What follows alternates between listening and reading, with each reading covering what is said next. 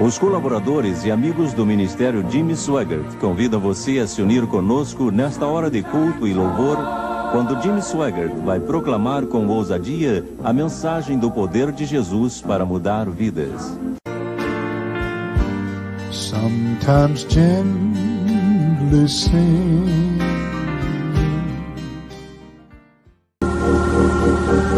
Os que trouxeram a Bíblia, abram comigo no livro de 1 Tessalonicenses.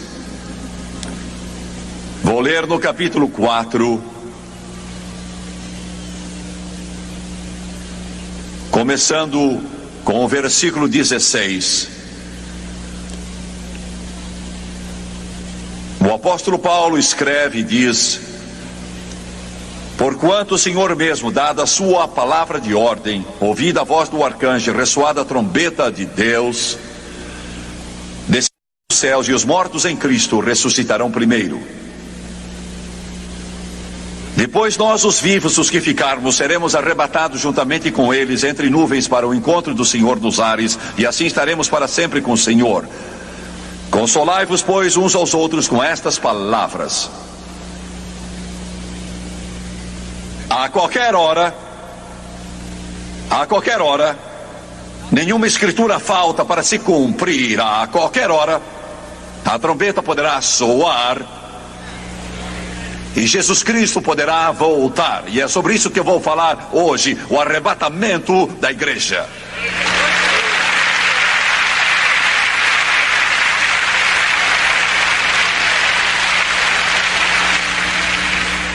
Nós cremos, baseados na Bíblia, que o arrebatamento da igreja pode dar-se a qualquer momento.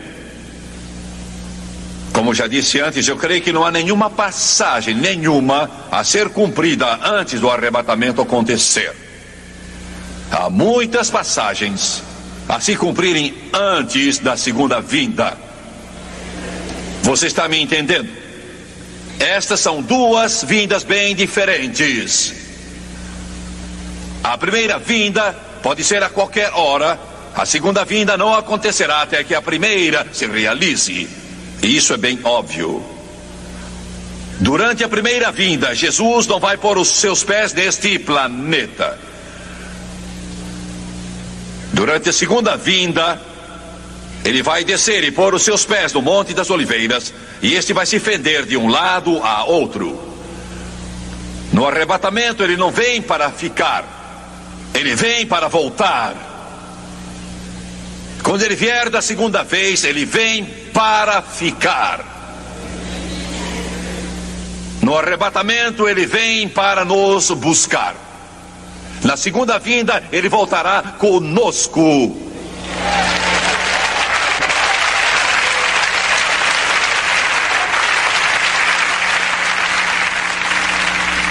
Há uma grande diferença nessas duas vindas.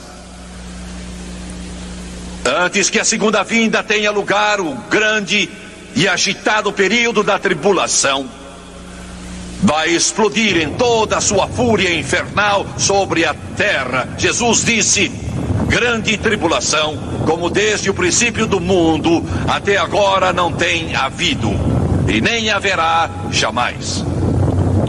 Estes serão acontecimentos cataclísmicos que não podem ser descritos, mas que vão surgir neste planeta. Água virando sangue, espíritos maus vindo do abismo, morte, inferno e guerra, e juízo e fome. Eu percebo que isso parece tenebroso, totalmente diverso da doutrina do domínio ou doutrina do reino, que diz que tudo vai ficar melhor e melhor e melhor. Mas quero lembrá-lo, não estou aqui para pregar o que você quer ouvir. Estou aqui para pregar o que diz o Senhor.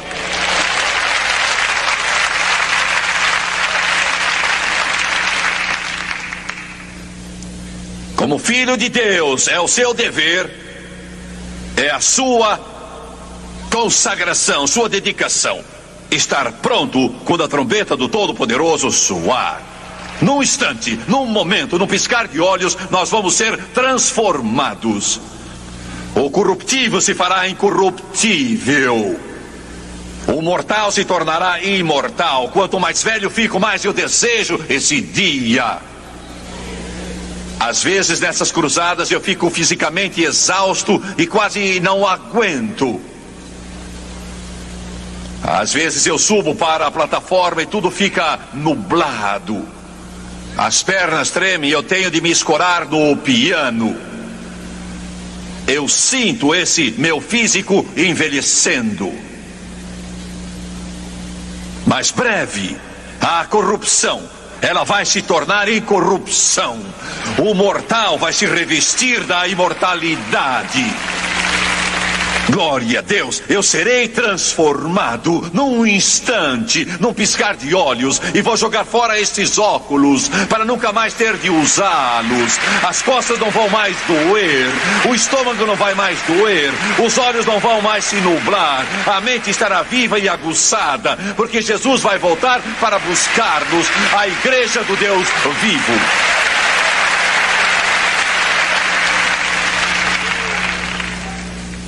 Isso que eu acabo de dizer a vocês não está sendo pregado nos púlpitos como antes. Vocês me ouvem? Como sei? Não vou a muitas igrejas, eu não posso, acho que é evidente. Mas vejo televisão evangélica e não me lembro sequer de ter ouvido uma vez alguém falando sobre o arrebatamento. Creio que nunca ouvi ninguém. Vou dizer novamente, estou certo de que tem sido pregado e alguns talvez ouviram ontem, mas eu vejo tanto quanto vocês veem e eu nunca em minha vida ouvi um pregador levantar-se e pregar sobre o assunto num programa evangélico ou em qualquer programa. Esta deve ser a mensagem suprema da nossa pregação. Deve ser a mensagem suprema, porque sua vinda é iminente. E como você sabe, Jimmy Swaggart? Como então sabe que Jesus Cristo vai voltar breve? Creio que ele voltará breve por várias razões. Não faz muito tempo, a revista Time publicou um artigo curioso e oportuno. Por esses dias, na cidade de Jerusalém, estão treinando 400 jovens judeus, jovens israelitas, para servir nos diferentes ofícios do culto do futuro templo, para que eles possam ser usados no templo que vai ser construído. É isso que está sendo noticiado agora. A Bíblia diz que esse templo vai ser reconstruído. E sabemos que de fato vai ser. Assim eles estão treinando os jovens para essas funções e estão falando sobre o lugar e os planos já estão sendo traçados. Modelos já estão sendo feitos por arquitetos do templo que será erguido em Jerusalém. Vocês ouviram o que eu disse? Vocês dizem, Jimmy Swaggart, isso é importante. Não, não é. Não me interessa nada. Jesus mudou tudo há 2000 anos atrás. Estão ouvindo? Ele morreu na cruz e ressuscitou para que cordeiros não sejam mais oferecidos, nem sangue tenha de ser aplicado ao propiciatório, nem sacrifícios sejam oferecidos. Mas é importante porque é o cumprimento da profecia bíblica.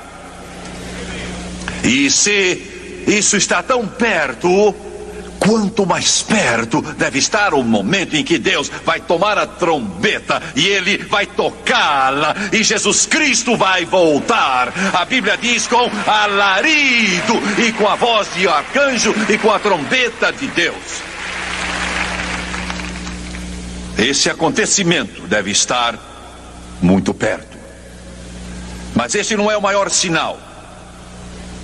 O maior sinal de que o arrebatamento se aproxima. O maior sinal, e eu me alegro porque este nosso pobre e indigno ministério teve uma pequena parte nisso, e não só nós, mas os que estão nesta plataforma. E é este maior sinal de todos. O sinal que o mundo não reconhece, nem sabe, nem entende. E nunca prestou atenção a ele. E é um sinal para a igreja, como nenhum outro. E é o cumprimento da profecia de Pedro. Nos últimos dias derramarei do meu espírito sobre toda a carne. Glória a Deus. E nos últimos 20 anos, centenas de milhares de batistas têm sido batizados no Espírito Santo. Centenas de milhares de católicos têm sido batizados no Espírito Santo. Centenas de milhares de metodistas, presbiterianos, luteranos têm sido cheios do Espírito Santo. Estão ouvindo o que eu digo? E quando as nossas cruzadas começaram a se tornar maiores e maiores, tínhamos de alugar auditórios com capacidade para 15, 20 mil pessoas para comportar as multidões. Eu pensei sem orar sobre isso, porque Deus me disse em 1970, todo domingo à tarde, você vai reservar para falar ao povo sobre o Espírito Santo. Vai orar para que sejam cheios do Espírito. E então Deus me disse: se você crer em mim, você verá 1000 pessoas ou mais numa reunião sendo batizadas no Espírito Santo. Nós vimos 200, 300, 400, 500 pessoas batizadas no Espírito, mas nunca 1000. Agora pense nisso. Quando comecei essas cruzadas, há quase 30 anos atrás, se tínhamos 10 pessoas cheias do Espírito Santo numa cruzada, achávamos que era muita gente. Em 1963, em Illinois, em 7 semanas, vimos 100 pessoas, talvez 101 ou 102 batizadas no Espírito Santo. Eu andei nas nuvens por um ano.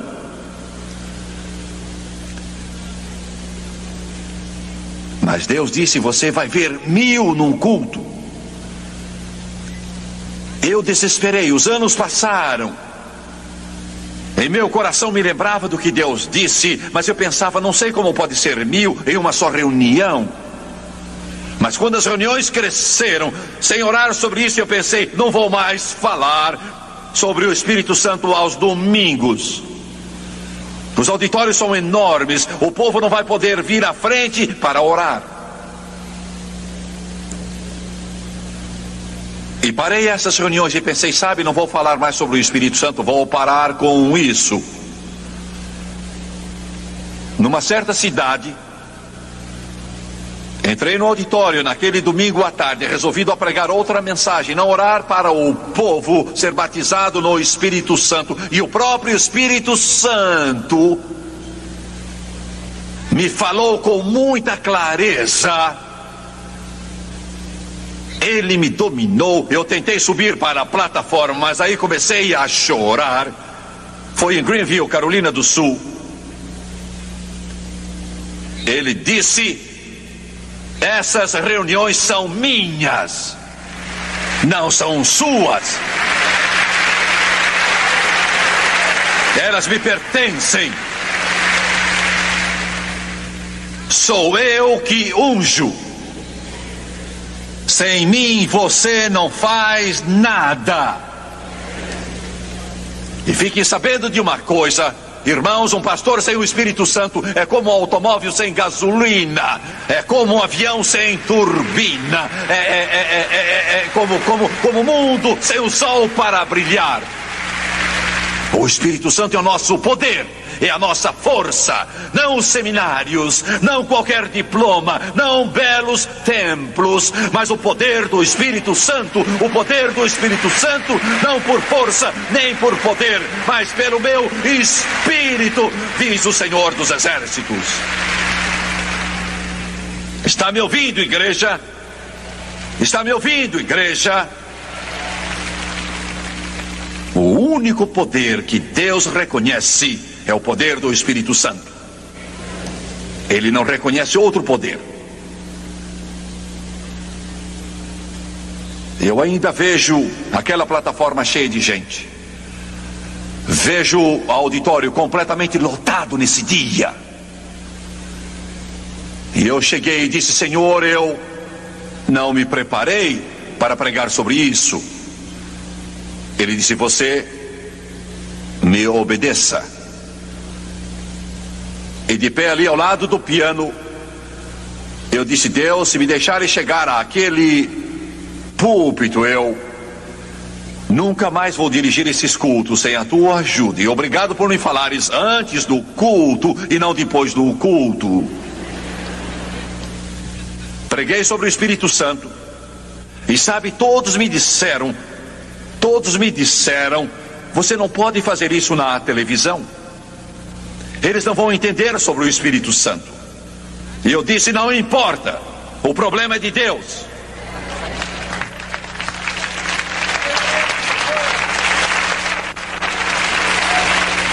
Um determinado pastor me disse há dias: se você continuar pregando desse jeito, toda essa gente não vai sustentar o seu trabalho. Eu disse: nesse caso, Deus vai levantar alguém para me ajudar. Porque eu vou pregar a palavra do Deus Todo-Poderoso. Digam que eles disserem, os homens disserem, o diabo disser, ou os demônios: o evangelho não é meu, o evangelho é assim diz o Senhor.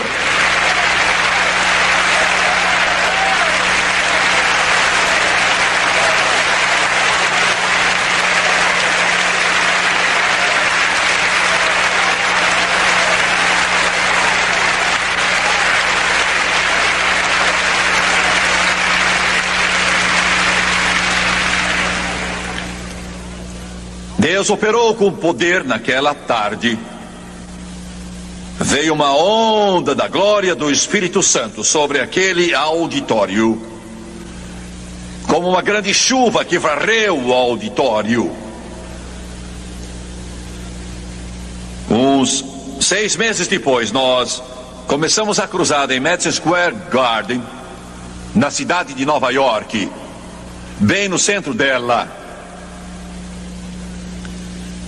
No domingo à tarde havia entre 15 e 20 mil pessoas naquele ginásio. Eu tinha dormido umas 2 horas, talvez só 1 hora naquela noite. Eu não sabia o que estava acontecendo na minha vida. Havia um grande peso sobre mim, era um peso bem grande, era como se fosse 1 tonelada. E eu me levantava da cama e ficava andando de lá para cá no hotel.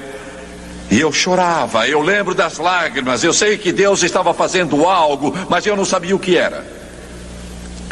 Na manhã seguinte, enquanto eu ia pela rua orando e andando, talvez por uns 3 ou 4 quilômetros, ao regressar, sua presença era muito grande e poderosa. Começamos o culto e eu não sabia, nem podia sequer imaginar aquilo. Mas esse ia ser o dia em que Deus ia cumprir a profecia que me deu, e mais de 1000 pessoas iam ser batizadas no Espírito Santo, com a evidência de falar em outras línguas, segundo o Espírito de Deus concedesse.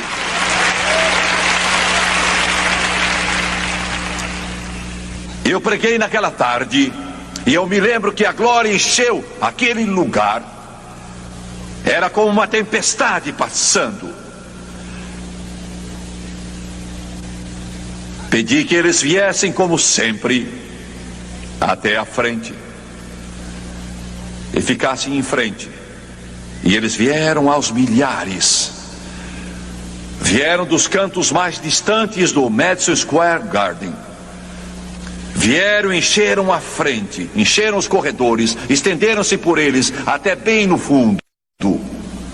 Por todos os corredores, devia ser umas 5.000 pessoas que vieram para ser cheias do Espírito Santo. Pedi aos crentes que ficassem atrás delas, e muito poucos conseguiram chegar à frente, porque tudo estava repleto. Oramos por eles, e uma onda de glória dominava o ambiente. Centenas e centenas, posso dizer sem exagero, milhares foram cheios. Não só 1000, mas eu creio que foram 2 ou 3 mil, e isso é uma estimativa por baixo. Nessa noite, viajei para a Inglaterra. Na manhã seguinte, eu orava. E você diz, você ora o tempo todo. Eu não tenho escolha. E o Espírito de Deus disse, ontem à noite, você viu mais de 1000 pessoas batizadas no Espírito Santo. E se cumpriu minha profecia de 1970. Nem tinha pensado nisso. Isso nem passou por minha ideia. E eu comecei a chorar e Deus me disse outra coisa.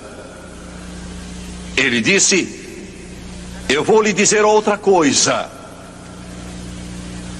Você não pode compreender aquela, mas eu vou lhe dar uma outra. Você não viu nada ainda.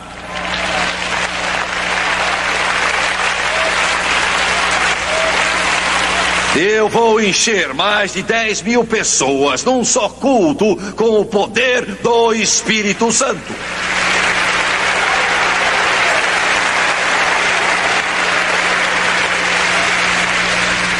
A profecia de Pedro, nos últimos dias derramarei do meu Espírito sobre toda a carne, é o maior sinal de que o arrebatamento está para vir. Porque ele está derramando do seu Espírito, está derramando para preparar a igreja. Se eles rejeitarem, Deus não pode fazer nada, ele já abriu a porta. Já o deu a eles. E quero dizer uma coisa, há mais pastores hoje em dia cheios do Espírito Santo do que você jamais poderia imaginar.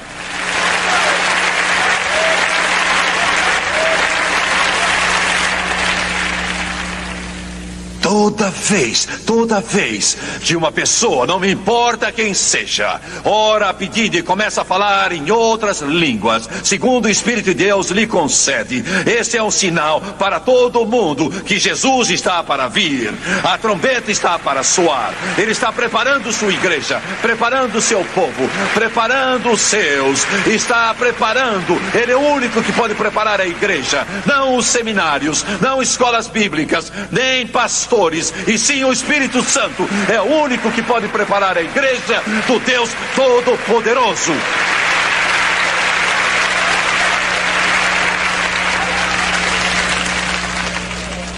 Você entende isso?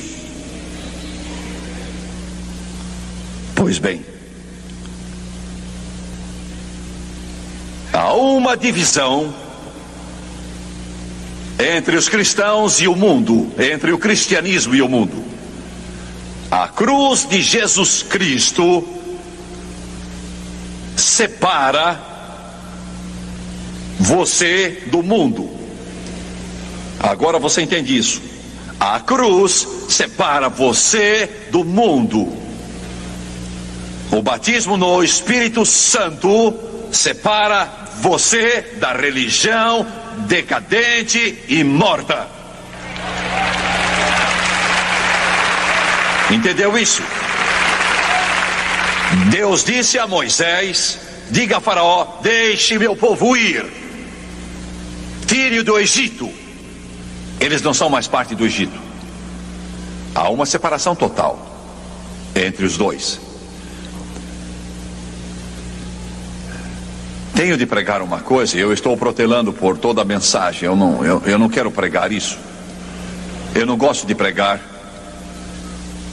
E depois você vai desejar não ter dito, pregue isso.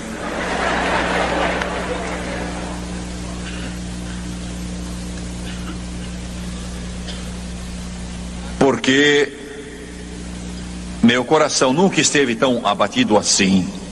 Nunca. Nunca eu preguei sob tão grande peso. É quase, não tanto, mas quase como quando o mestre estava em Jerusalém e olhava para o povo e dizia, são como ovelhas que não têm pastor.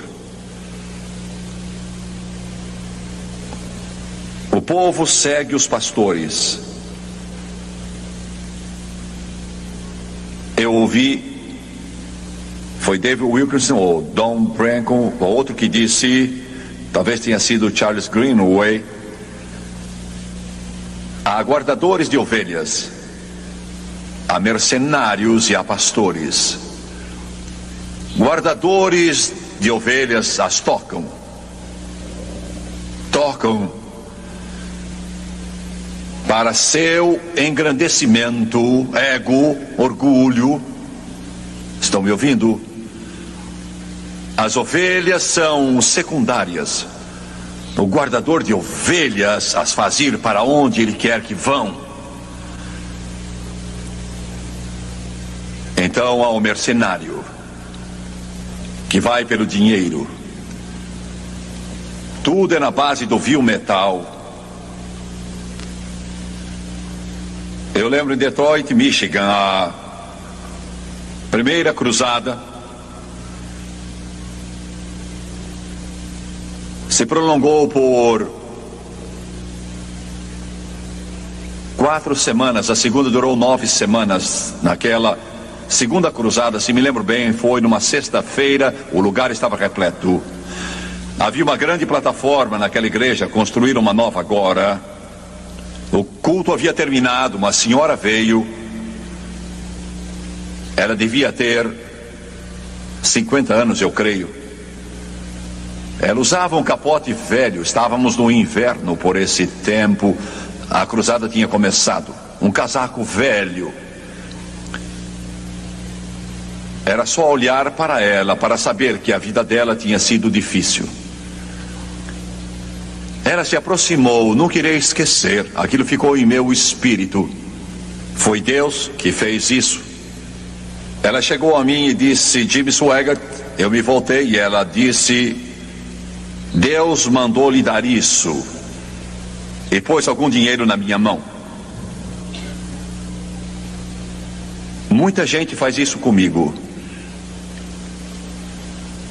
Mas eu fiz algo que nunca havia feito antes. Eu segurei a mão dela e fiquei segurando. Ela começou a puxar e se soltar.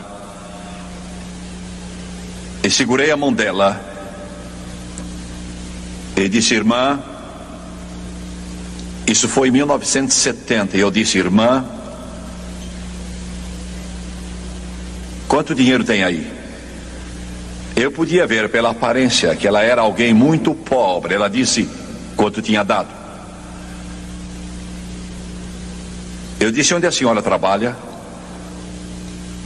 Ela baixou a cabeça, estava acanhada. Tive de perguntar a segunda vez, porque eu não entendi da primeira vez. E perguntei de novo: onde é que trabalha? Ela disse: em limpeza. Eu disse: a senhora trabalha de joelhos em algum prédio limpando? É isso que eu faço. Eu disse: quanto é que a senhora ganhou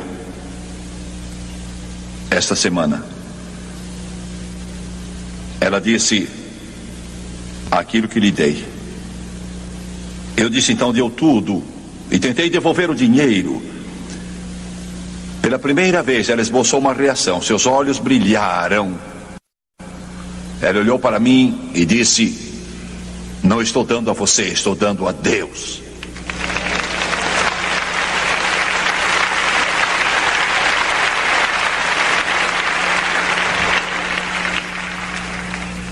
Eu fui me afastando e andei na direção da parede e fui para um canto ali e chorei. E Deus disse: não fiz isso para ela, mas para você. Milhões e milhões e milhões de dólares vão chegar a você para o meu trabalho. E se você usar mal um só dólar que seja, não só vai responder a mim no juízo, mas vai ter de responder à pessoa que o deu.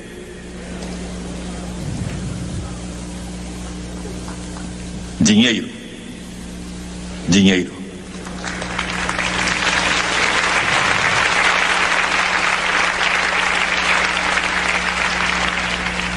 Há um homem sentado aqui hoje, mora em Dallas, Texas. É talvez um dos maiores especialistas em questões de imposto de renda. Ele é um contador cheio do Espírito Santo.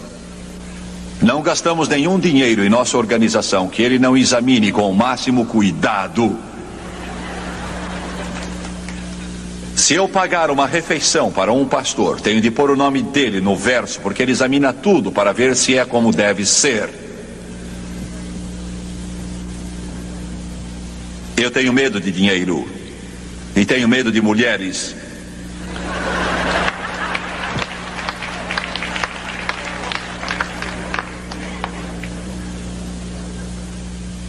Dinheiro por causa de Deus, mulheres por causa da Francis.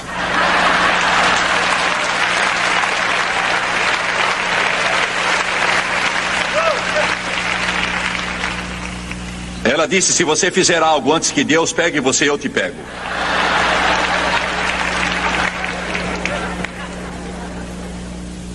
Estou brincando, mas essas duas coisas têm causado mais mal a pastores: dinheiro e o sexo oposto. Mas existem pastores que guiam o rebanho. Alguns pelas águas, alguns pela enchente, alguns pelo fogo, mas todos pelo sangue.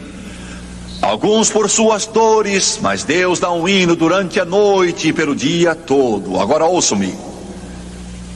Precisamos hoje, é o que eu queria pregar, e vou gastar um minuto com isso. É quase impossível achar pastores que tenham convicções firmes. Vocês me ouvem? Isto é, convicções, pastores que tenham convicções e que fiquem firmes, venha o que vier, e digam: isto é certo, isto é errado.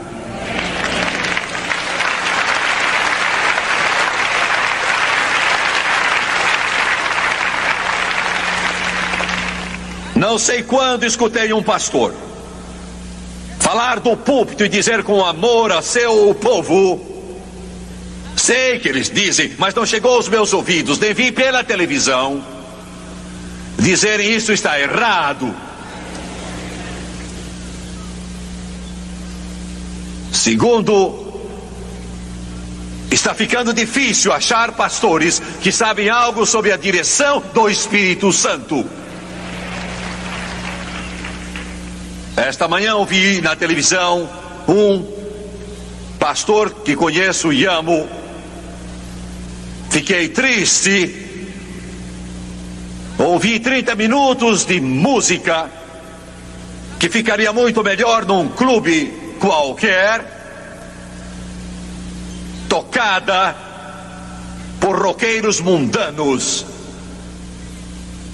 E depois um livro apareceu na tela, o título: Como Receber o Espírito Santo e Ser Usado com os Dons do Espírito. Misturar o Espírito Santo com os poderes do inferno é coisa séria. Vocês estão me ouvindo? Isto é sério. Agora, isso é que vai chocar vocês. Os movimentos pentecostais, Assembleia de Deus, Igreja de Deus, Evangelho Quadrangular e outros vão morrer. Porque estão chegando ao ponto em que não sabem o que é a direção do Espírito. Ouçam-me. Já é muito mal fazer alguma coisa errada, como eu vi hoje.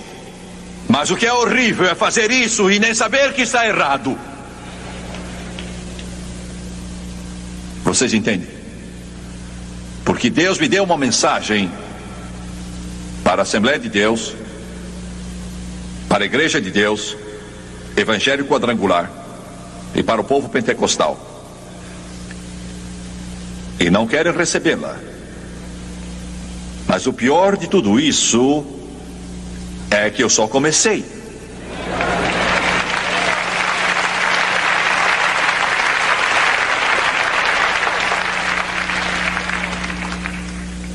Mas eu vou encerrar. Quando o arrebatamento vier, ele não vai ser silencioso. Alguém disse: nem vão sentir falta de nós quando formos. Amigo, você não acredite nisso. Quando sairmos, não vai ficar sobrando nada que vale a pena. Jesus disse: vós sois o sal da terra e sois a luz do mundo. Quando formos, só o inferno que vai sobrar. A única coisa que está mantendo isso mais ou menos agora são os filhos do Deus vivo, com Jesus em seus corações, em suas vidas.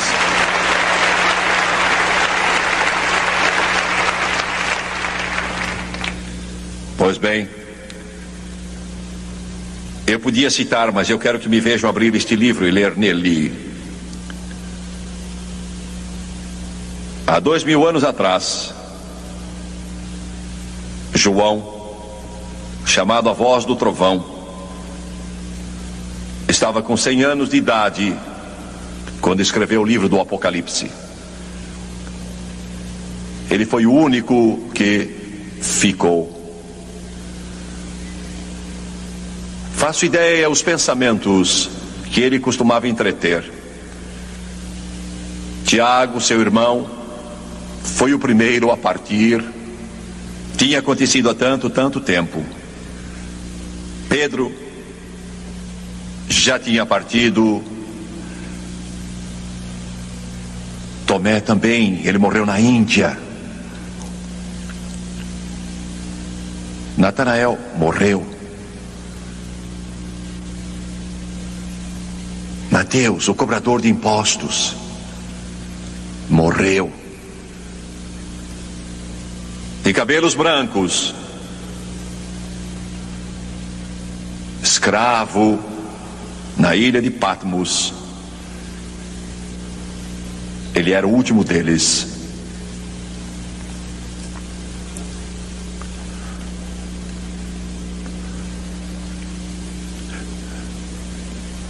E Jesus lhe apareceu de novo e disse: eu estive morto, mas vivo para sempre. E ao encerrar o livro, mais querido que o homem já viu, ele tomou a pena na mão e escreveu as palavras do livro desta profecia: Deus tirará a sua parte da árvore da vida, da cidade santa, e das coisas que se acham escritas neste livro. Aquele que dá testemunho destas coisas diz: certamente venho sem demora. E aí João diz: amém. Vem, Senhor, Senhor Jesus.